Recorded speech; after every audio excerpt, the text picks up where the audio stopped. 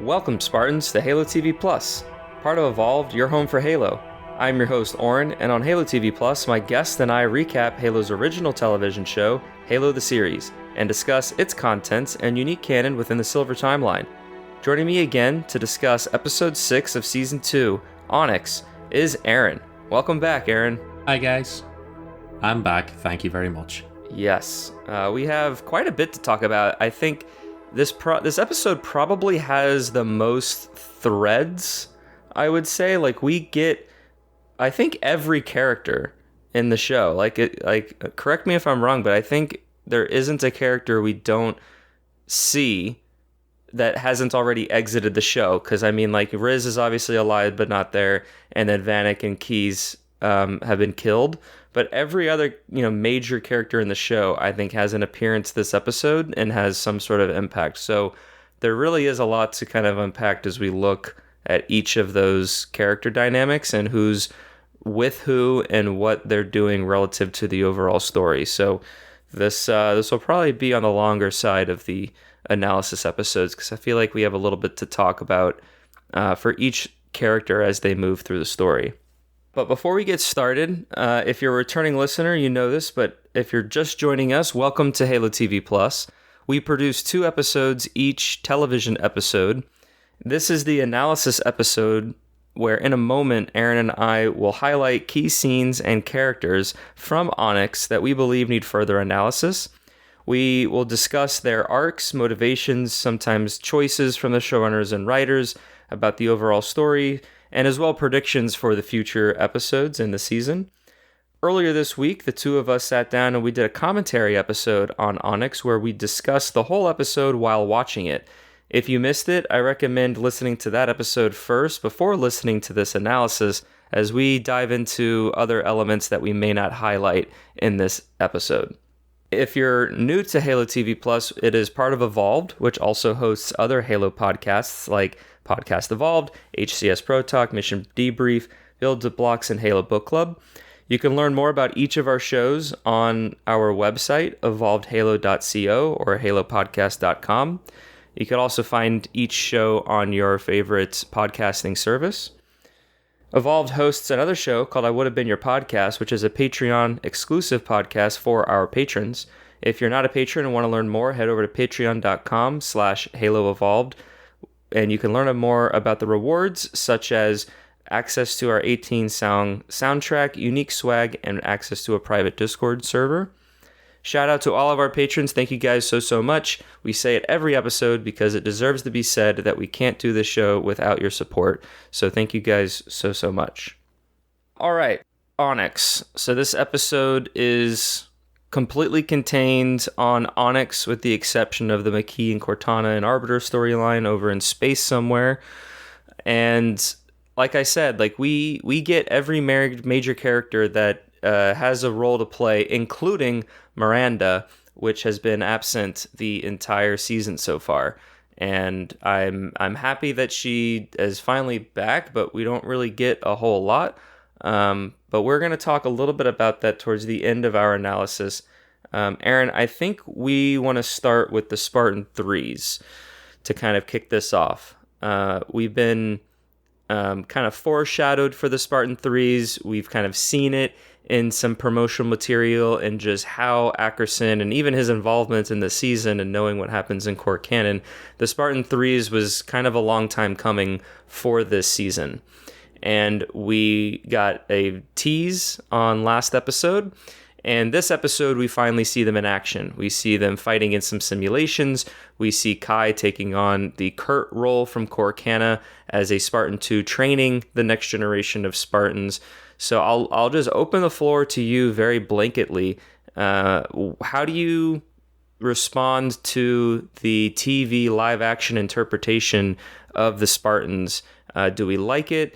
Do we want to see more? Do we think that we missed the mark somewhere? Or do you think this characterization and overall implementation of the Spartans 3s are adequate? I am A little dubious about them at the minute. We talked about this a little on the last episode, but it feels very much like they have merged the threes and fours into one generation. So these are not kids as Spartans, which I think would have been interesting. These are adults like Perez as Spartans, so that's something. I think we said this during the episode, you don't get any Spartan-y vibes from them because Perez is there. You feel like it's just soldiers in suits. I would have liked to seen a little like cool Spartan-y shit even without armor, which we didn't get.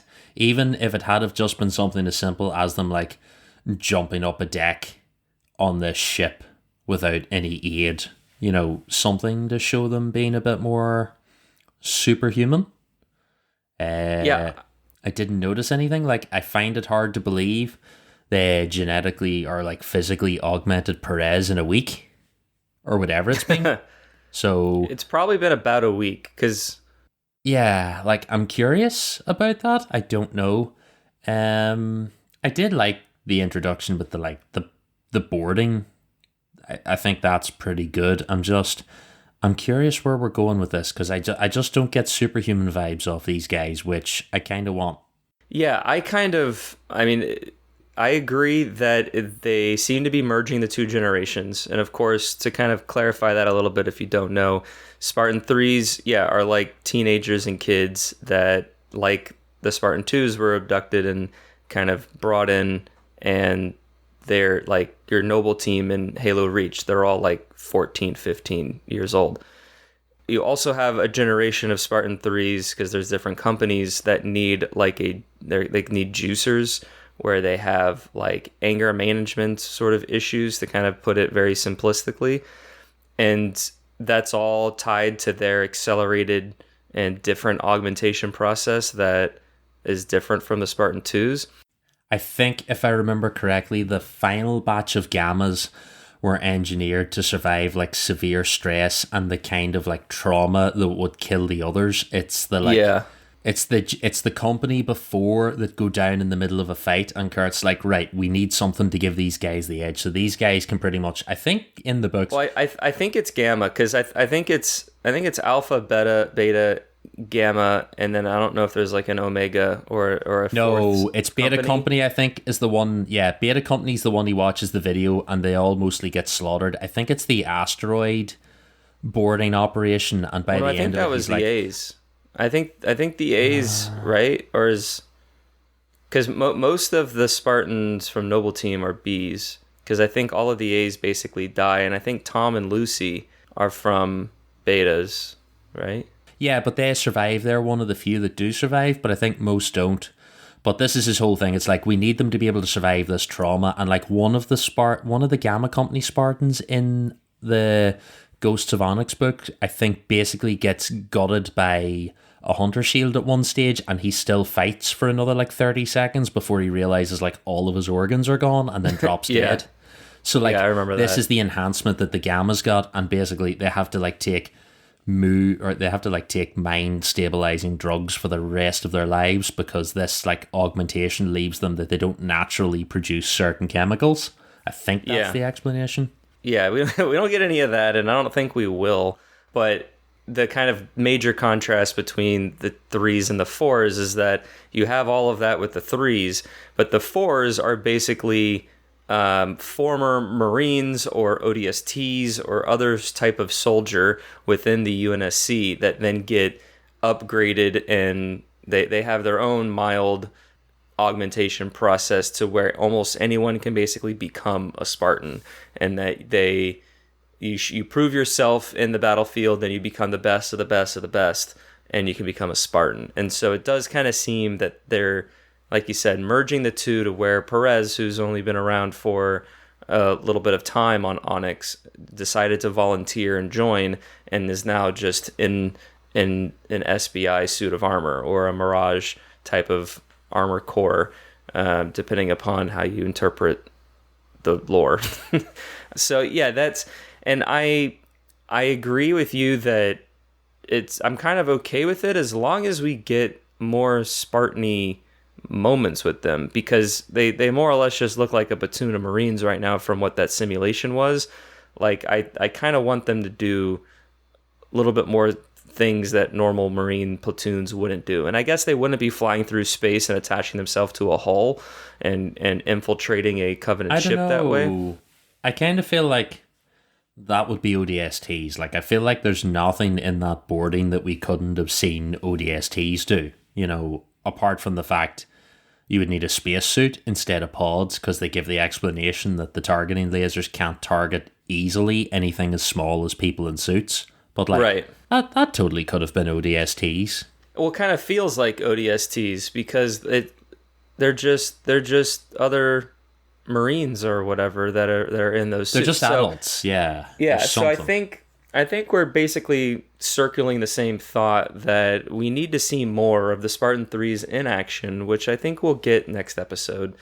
And I think for us to really have the Spartan 3s be characterized in a effective way that kind of does core canon justice, we just need a little bit more of them being Spartans as opposed to just being them in suits.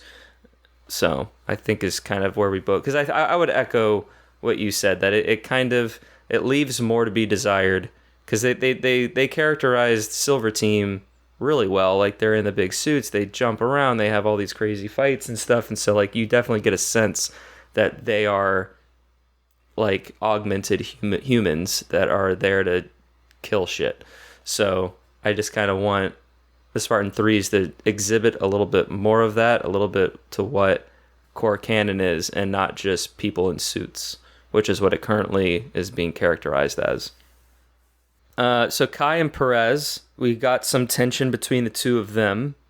I liked their sort of dynamic. I think it was nice to have Kai being kind of challenged in her new Kurt role of being the instructor, and I want to see more of Perez like pushing the envelope and becoming more of that soldier. Like, it'd be kind of it would be interesting if she basically became like the Spartan 3 character that then we follow into later seasons and goes those extra miles and kind of becomes some type of leader or just a really good soldier, because I do like Perez as a character. And did you kind of maybe get that sort of sense that like there's something more for Perez down the line, and that Kai is, instructing her and nurturing her to her fullest potential to kind of have more to do? I feel like her survival as a character has been kind of cemented in here. I don't think they'll kill her off, because she will be, like you said, the person they'll bring forward. I don't know what that storyline will be, because I don't necessarily think I see her going into Trevelyan with Halsey, so I don't know what plot they're going to do with these guys. Like, I am curious. But I do think she's a pretty good character so far. I'd like to see more of her. I don't know what way they're going to go with this. Yeah, I mean, it could go a bit. Yeah, I mean, we'll just kind of wait to see how it unfolds, I guess. So like Kai, I think she has a bunch of great scenes throughout the episode. You said that you kind of like her as one of the best actors in the show. I'm pretty sure I said this last season when we were doing this show, and I'll say it again. She is one of the best characters. I think her and Miranda were probably the two best characters in season 1. I still think Kai's a very solid character in season 2.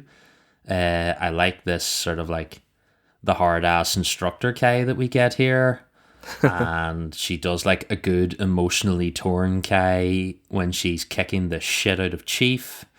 And, when she gets kind of serious with Ackerson at the end of their little interaction, when she realizes he's like pulled the wool over her eyes. Like, I think she's a good actress, and it's a good all-round, like, she's the best rounded of the characters. Like, we got a bit more rounding out of Vanek this season, and only for that, I don't think I'd have batted an eyelid when he died earlier, because season 1 Vanek may as well not be there. He's like a background prop. We get a couple of like quips from him or something, and that's about it. Whereas Kai got like so much more development. The same with Riz. Like, Riz didn't get a lot of development and gets a bit more this season, but Kai still, there's more depth to her, which I like. So no, I didn't mind this at all. I like her like curt role that she's got here and what she's doing. I don't hate any of it. Yeah, I think it's a storyline that I want to see just continue to be developed, as kind of the interplay between Kai, Perez, and then the overall Spartan 3 program. I hope that Kai kind of sticks around to kind of do that. I'd be perfectly happy with that. But we do know that Kurt does sacrifice himself at the Battle of Onyx. So we'll kind of see what becomes of that. But that could be a good sort of thing for Perez, to where if she really shows herself as being a leader character and a strong soldier, and Kai were to go down by sacrificing herself or doing whatever, then Perez could then step up and kind of fill those shoes that would need to be then filled. But that would probably be crushing if Kai were to find her end, because I feel like they can perfectly keep her out of the Chief Halo storyline and just keep her with Spartan 3s and just doing other Covenant fighting shit. Yeah, I think I would like Kai to live. I would not like her to go down like Kurt. I would like that role to fall to Ackerson. I would like him to have his like character redemption to be to save the rest of them, and I would quite like it if it was Kai, Perez, Halsey, and Miranda off doing their thing, and I suppose like Quan as well. But like, I think they'd be a good little group together. Yeah, I think so. Almost like that's kind of like a Grasslands type of a... Yeah, like, I don't know if that's where this is going to go, because I'm really curious to see where this portal goes in the cave. But like, yes, you know, I just don't see them going to the Shield world. But that would properly be like impressive if they go with that. Like, I think you need to get all these characters out of the way that they can't be with Chief when he goes to the Halo if you're going to do that. I think Chief and Cortana need to end up on the Halo on their own, whatever way that happens. So yeah, if everyone else was off fighting for their lives against the Covenant in the Shield world or something, might be interesting. I think, and I do think that at the core of whatever Season 3 becomes, like, you need the Chief and Cortana dynamic to really like flourish and be a core element of the show. But I think you could still have some background characters here and there, but to have them on their own and the other characters doing their own thing, you can almost start telling parallel core canon stories.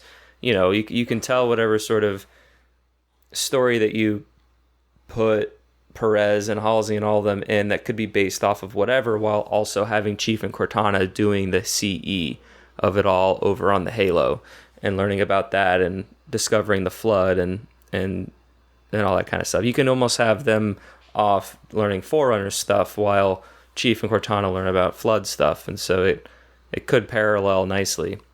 I think it needs to take that like Game of Thrones approach where all the characters are off doing their own things in their own parts of the universe, and we'll come together later potentially. Like, if they go to a third season, we need this separation. So yeah, I would like that, and I think Kai and Perez could be a good setup. Like, and there already is good, like, there's good character relationship between Kai and Miranda. I like that a lot. I want them to be lovers. I think there's such chemistry with the two of them. Like, I mean, I think everything about it's great. Yeah, I mean, I think they could definitely be great character duo. But yeah, well, I want to circle back to Ackerson, because you mentioned him about having a sort of redemption arc. I'm not sure. I think they're characterizing Ackerson in a very unique way, to where I do understand his point of view, which is what you want out of a villain, you know, to where like you want to be able to see their point of view to kind of make their end to be at least justifiable in a sense to make it better for your hero to overcome them. But like with this episode and with episode 3, when he was talking with Keys, like I still really got the sense that like he believes what he's doing is right, and it's just not gonna be the popular opinion because of all the sacrifices that are involved. And so I'd be interested, like, what do you want out of a redemption sort of moment? Because I feel like he's kind of just doing what he thinks is right, and it's not necessarily wrong, but it's just a different side of a coin to the overall survival of humanity. I think what I need for him is, I think like he's been led slightly by Parangoski, because it seems like they've set it up that this is her plan more so than his. He has been talked into the plan, but I would like him to stand and fight, because they've hinted before that he was a soldier, like he's fought and now he's behind a desk. I would like his redemption arc to be, I'll hold them back from the portal, you guys go on, I'm gonna nuke the bastards.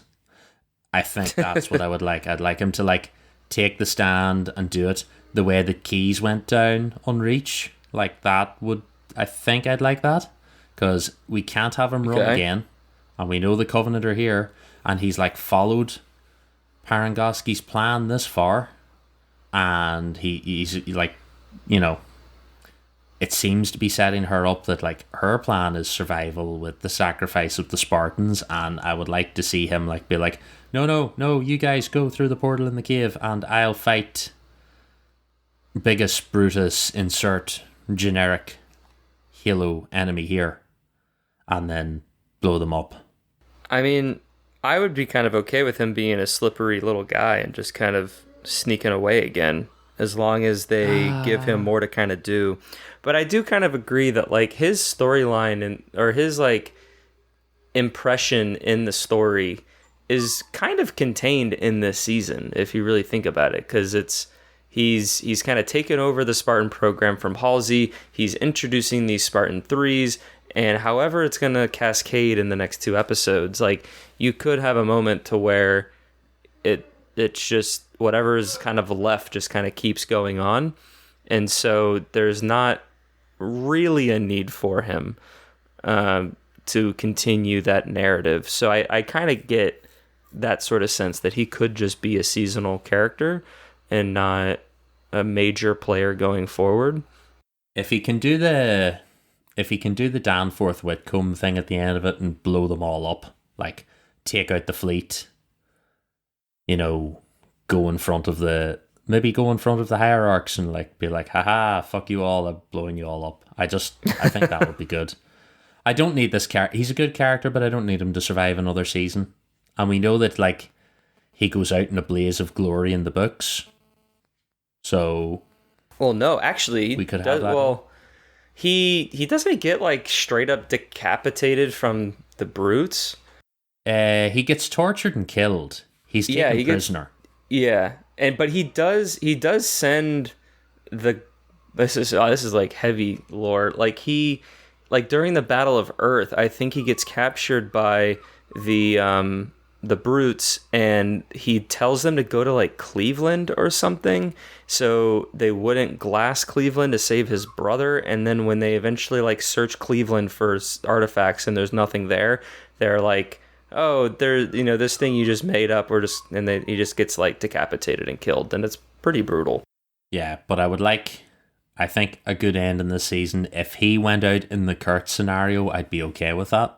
Mostly because I want Kai to live. Okay. Parangoski. So I mentioned this on the commentary episode that she is the one kind of really pulling the strings, and is really involved in what's going on with the Oni agenda. Do we see her kind of continuing that, or like I kind of like that she's back in the swing of things, because I feel like that was missing a little bit in the first half of the season. Like, is there what do you want out of the continued Ackerson and Parangoski sort of relationship? If Ackerson does kind of take a fall, like, does Halsey, I keep saying Halsey, does Parangoski, like, does she kind of ever be on Chief's side, I guess is what I'm trying to say. I don't know. I feel like Parangoski should be on the side of the Spartans, but I also feel like this Parangoski's a bit more of a shithead than, like, canon Parangoski. Like, I know Parangoski's not a good person and she's quite an evil character, but I feel like she's a good evil character in the lore. Like, the Kilo 5 books do a good job of filling her out as, like, a person who in the end is out for more than herself, whereas I feel like this Parangoski's out to just save her ass. Like, that's... I feel like if this storyline finished with this Parangoski trying to save herself at the expense of everyone else, I would believe it. Whereas the canon Parangoski's very much like I'll sacrifice whoever the fuck I can to save humanity, but that doesn't necessarily mean saving you as a human. So I don't know. I'm curious where this goes, but I feel like I sense this character about to fumble and be mishandled in a way that will upset me greatly. I mean, I could kind of see a world where something happens and she fumbles in a sense that, like, she gets outwitted by the Covenant, or she kind of loses in a sense. But I feel like her character has been pretty true to core canon, and I feel like she's acting in a way that's fairly consistent, with the exception of, like, trusting the Spartan program, which I'm not really sure how well she did in core canon. I know there was always tension between her and Halsey in core canon, so I think there was some lack of trust with the Spartan program. But I just am curious how she kind of plays out, kind of going forward, a little bit like Ackerson, because once we get to the Halo, it is going to be interesting to see, like, what her relevance kind of is, because now that I think about it, kind of Ackerson and Parangoski are kind of just painted as the villains on the UNSC side of things, that are just obstacles that Master Chief has to overcome and get around and circumnavigate, because they're prohibiting him from fighting the Covenant and protecting humanity. So yeah, I wonder where their end game kind of lies once Chief eventually gets to the Halo. So speaking of the Halo, we have McKee and Cortana. They're a little in cahoots, but we did learn that Cortana is basically being a spy, which is kind of reassuring. There's a lot of questions as to why Ackerson would leave Cortana on Reach for the Covenant to potentially find, and they did. But it's more of a thing from Parangoski wanting an inside man, so to speak, on what the Covenant are doing.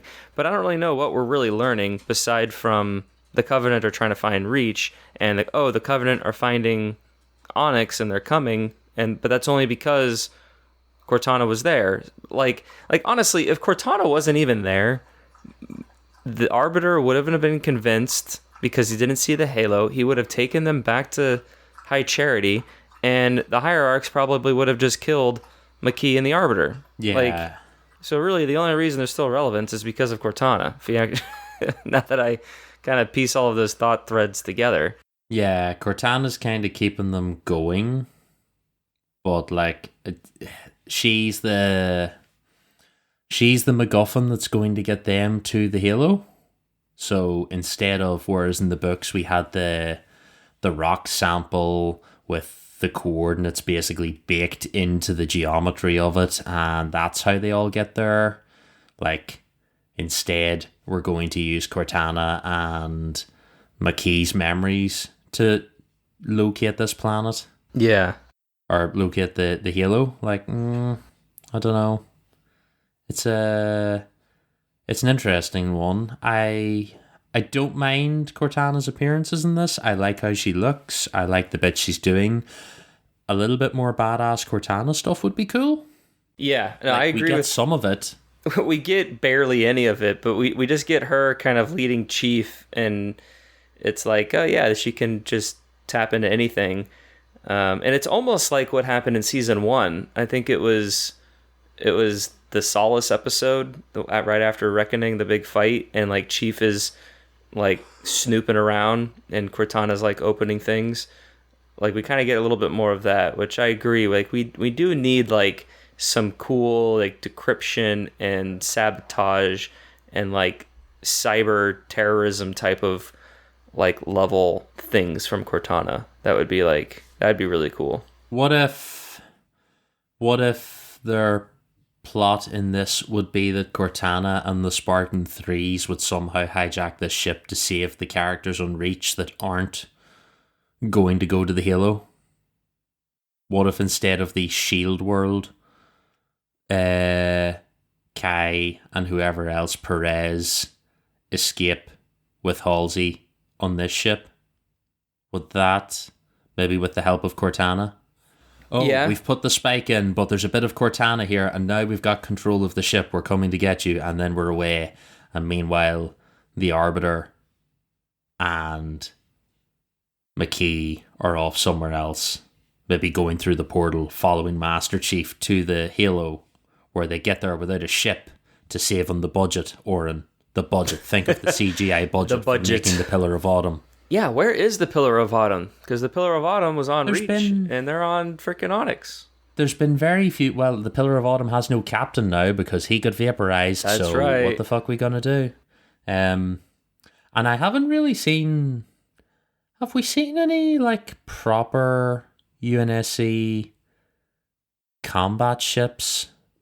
Like, no. I feel like we saw one or two hovering in the skybox of Season 1.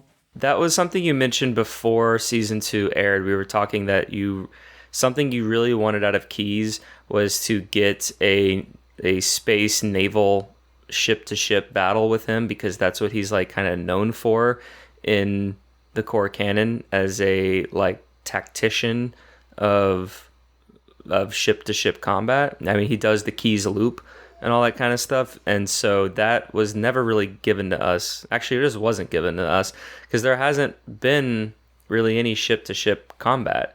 But there was a shot from like the initial Season 2 teaser trailer where it kind of looked like Halo Infinite, where the lift gate of the back of a Pelican sort of drops and Chief's just silhouetted there, and there's just mayhem going on outside. Maybe we get that next episode, or maybe we get that Halo, but... I think that's the next episode. Like, I feel like that'll be the space battle, and that's what the Spartan 3s have been developed for, but I'm very alarmed to think that that's all going to take place on Condors and Pelicans. And where are the capital ships? Yeah, where are the frigates and all that? Yeah, you're right. We haven't, like, you think about it, the whole of the fall of the Battle of Reach, and we didn't see a single Mac gun. Like, why was there not a scene where Mac guns in space were throwing slugs at Covenant ships to keep them at bay? Like, why didn't we have that before?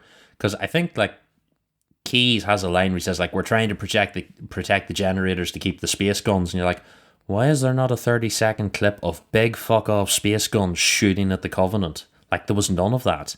Like, CGI, Aaron. They were missing... CGI. I know it's CGI and budget, but, like... I feel like you needed even that 1 30-second clip. Like, you're absolutely right. In an ideal world, you know, that scene before Keyes delivers that spiel, you follow the point of view of a Max slug as it loads into the big barrel, shoots out across space, and smashes into a Covenant ship before the screen goes to black, and then it cuts to Keyes going like, we need to keep the generators active. Yeah, like, there was a line, I think this was a throwaway line for that point, to where they said that they're targeting the generators so they can take down our Mac cannons, and maybe the Covenant fleet was just out of range, and that's why. But yeah, no, they totally should have done it. You're without showing right. us that. There's no, like, if you're a viewer of this show that hasn't played Halo 2 and hasn't seen what like Cairo Station looks like what the fuck relevance does a Mac gun have to anyone? Like, you know, you don't show it. You spend all season wondering, like, why didn't they glass the planet quicker? You know? Yeah. I feel like we need to see a little bit more space stuff. No, I agree. And I think we'll get a little bit of that. It's just a matter of if it's what we want and it's to the caliber that we, you know, want from core canon. You want to go with John John and McKee. Yeah, so we basically left on a cliffhanger where John is about to hold the artifact and it's lighting up, and McKee is having the other artifact and it's lighting up.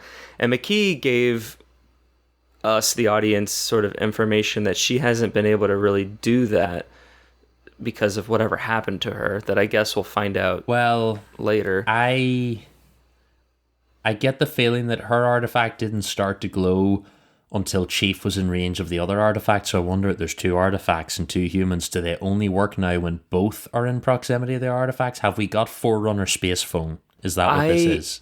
Like, this is Forerunner FaceTime. Forerunner, yes. I mean, from the teaser, we see that they're talking on a ring, so presumably this episode will start and the two of them are going to be on the ring talking because they're both touching the artifacts. That aside, I think it is tied to that whatever happened at the end of season 1, McKee is no longer a blessed one or a reclaimer for whatever intents or purpose, or rather that she just needs the assistance of Chief to do that and make that connection. And that's kind of why she's been keeping him alive and not letting the Arbiter kill him and all that. Do you know why it is? Why? It's because neither of them are virgins anymore. Oh, goodness. That's why. Oh, I hate you. They both gave up their virginity and now they need each other to make this work. That might be true. It's unfortunate, but it's true, sadly. That's we'll call that theory 1. Theory 2 is that John still has the innate Reclaimer Blessed One ability, and that when he is getting close to the artifact, it's activating it that then kind of activate McKee's sort of dormant Reclaimer innate ability that has become dormant after she was like kind of killed and then revived in whatever way. So yeah, I just kind of want to learn what all that is about, because I don't really understand it.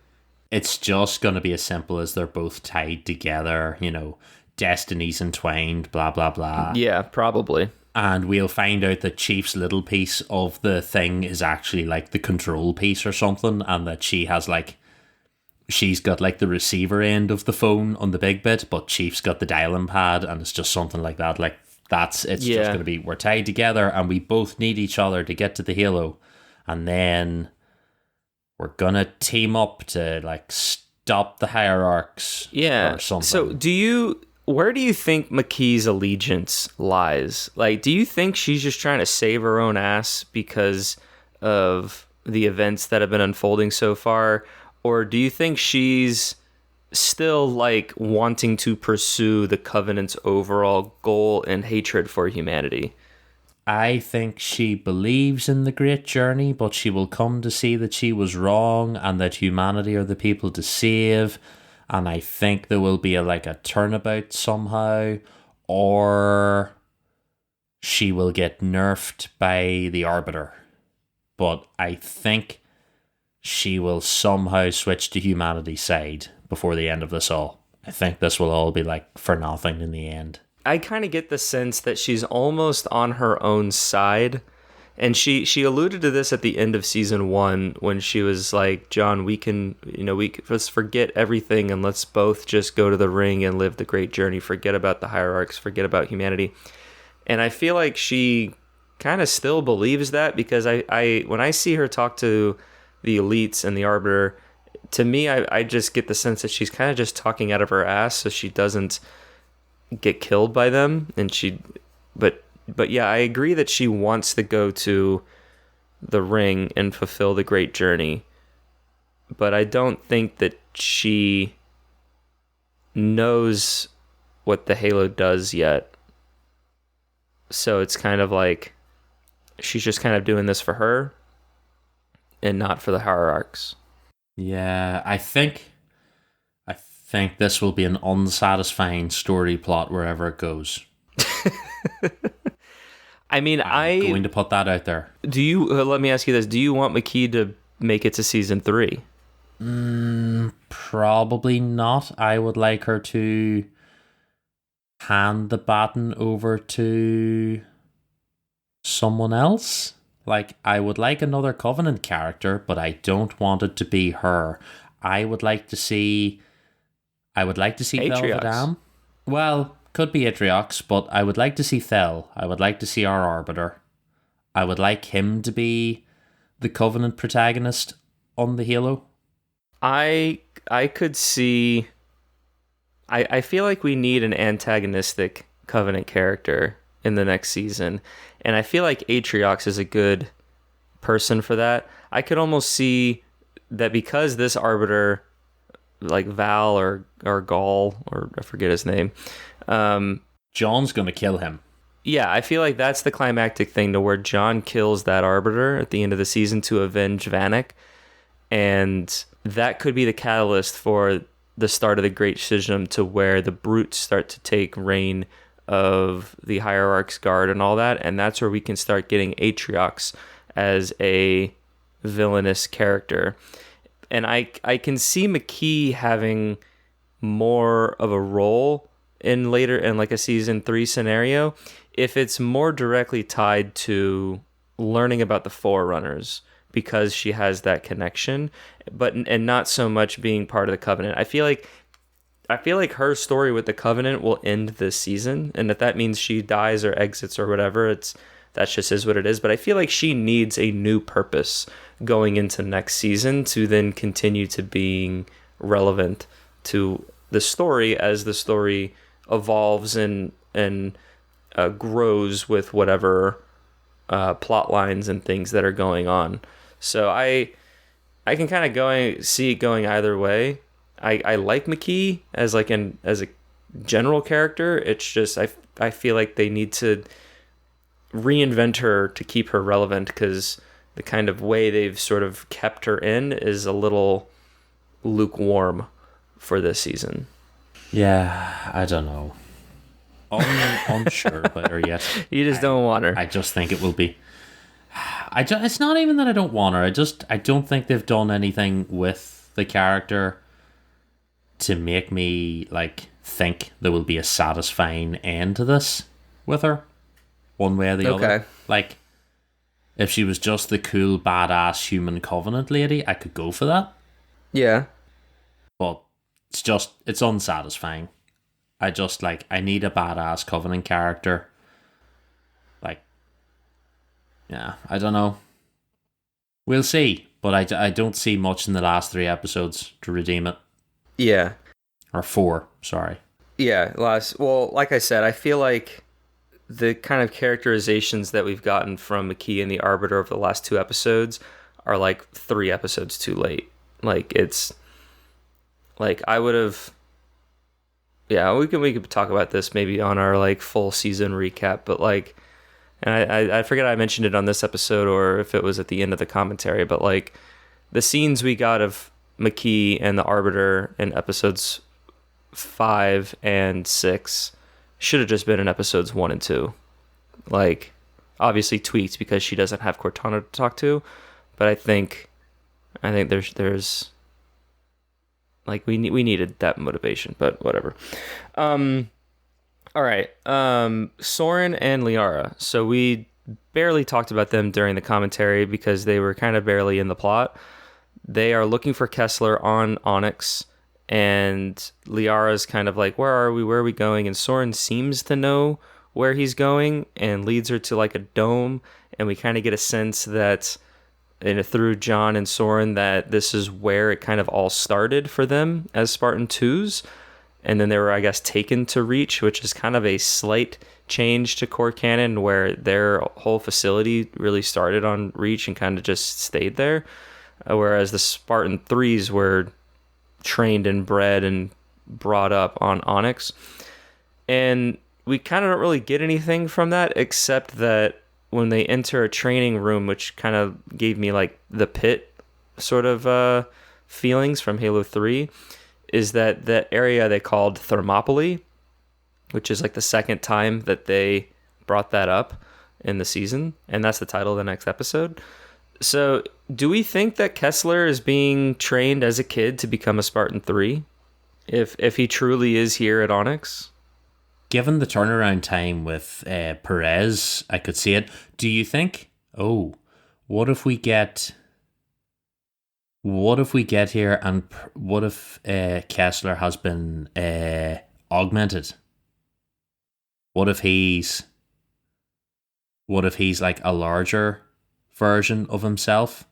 Now, I could see that a little bit because like Kessler's a 10-year-old kid, whereas like Perez and those other Marines / Spartans, they're like adults. So like they already have their biological development. They already have like training to a degree, whereas Kessler has nothing.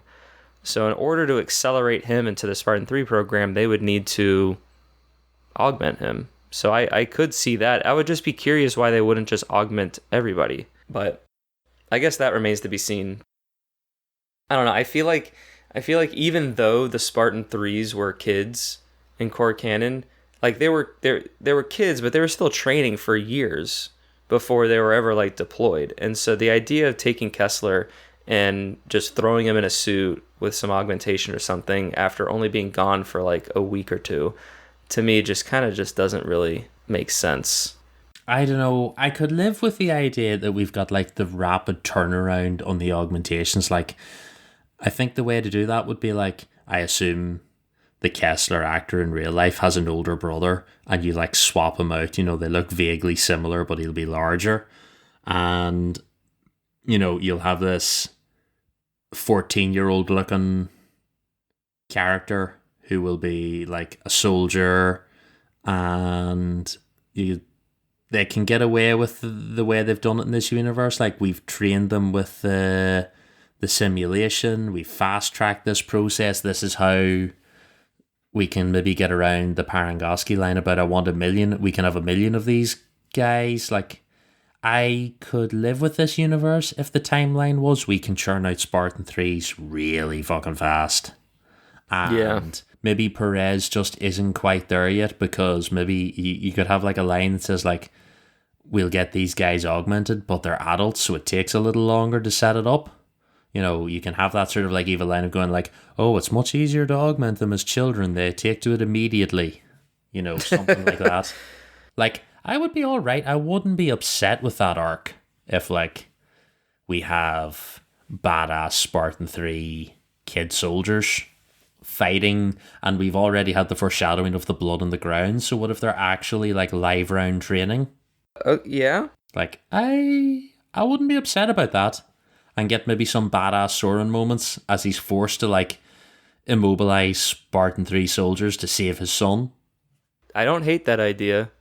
And something else I just realized is that Soren is the son of a Spartan, so they could just have something to what you said about just some throwaway line about he's taking the augmentation better, because he is the son of a Spartan. He could have something in his biology that just helps him as well, that maybe they lean into.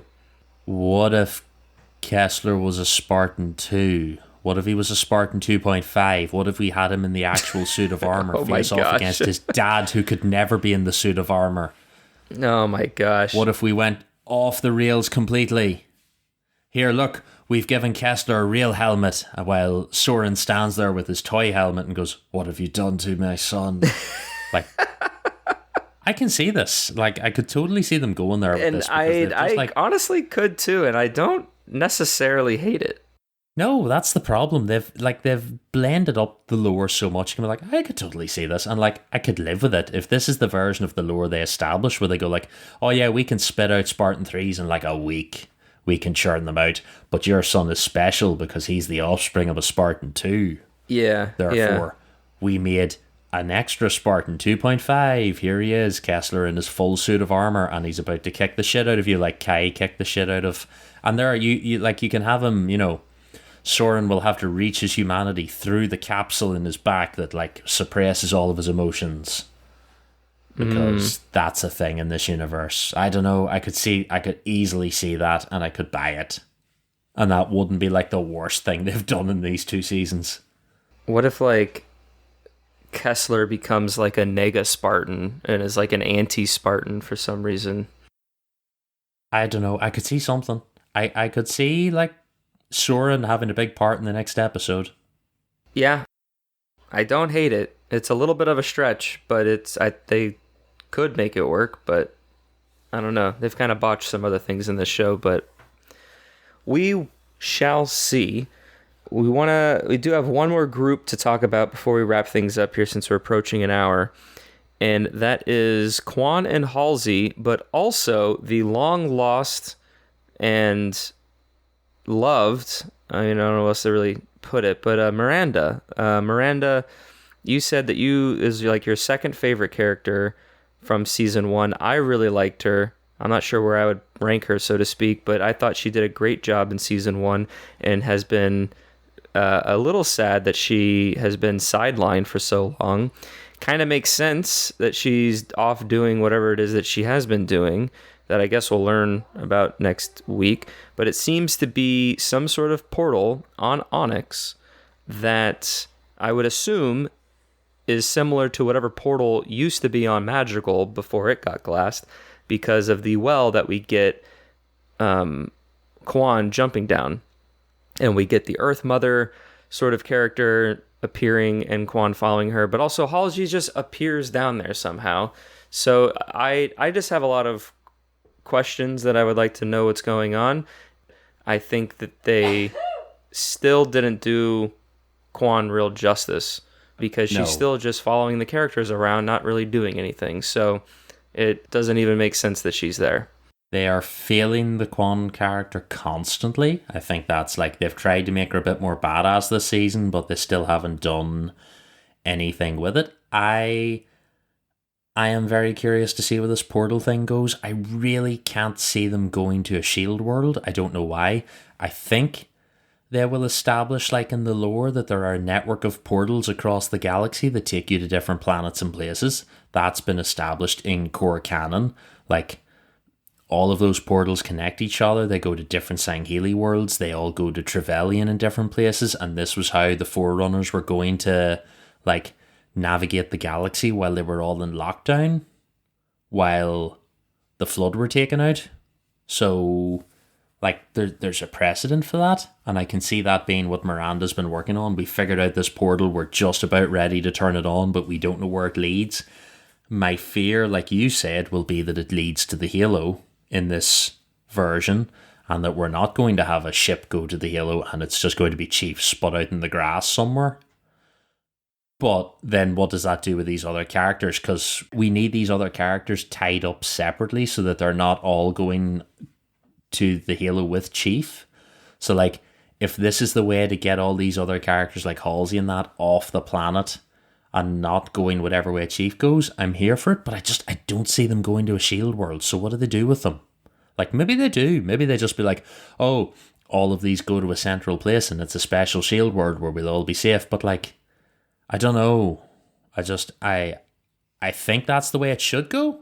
I mean, I think it would be kind of lame if they activate this portal and it just straight up takes them to the Halo, because they knew about this portal for years, because Halsey knows about it, and they'd never heard about this Halo at all until Chief touched the artifact.